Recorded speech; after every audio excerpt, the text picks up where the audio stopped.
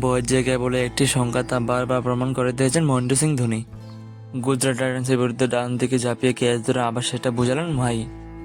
এবারে হয়তো শেষবার চেন্নাই সুপার কিংসের জার্সিতে খেলতে দেখা যাচ্ছে তাকে।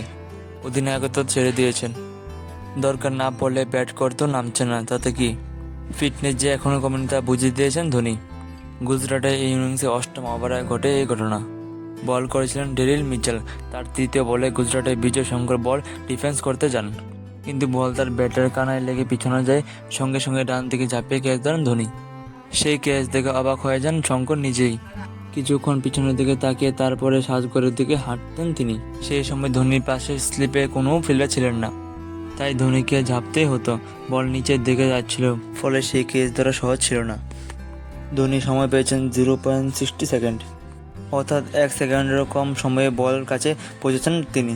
ডান দিকে 2.27 মিটার ঝাঁপিয়েছেন তিনি। এত কম সময়ে এতটা চাপে ক্যাচ ধরা কিন্তু সহজ নয়, বিশেষ করে এ বয়সে। তাই ধোনির ক্যাচ ধরার পরে গর্জন ওঠে চিদম্বর স্টেডিয়ামে। সবাই দাঁড়িয়ে কুর্নিশ জানায় ধোনিকে।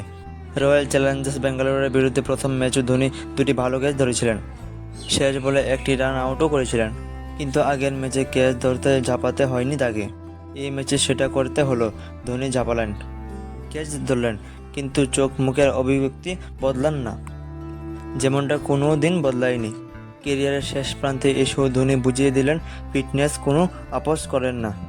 এখনও তরুণদের লজ্জায় ফেলে দিতে পারেন 42 বছরের ধোনি। ভিডিওটা কেমন লাগছে? ভিডিওটা ভালো লাগলে অবশ্যই like, comment, share and subscribe করে দেবেন।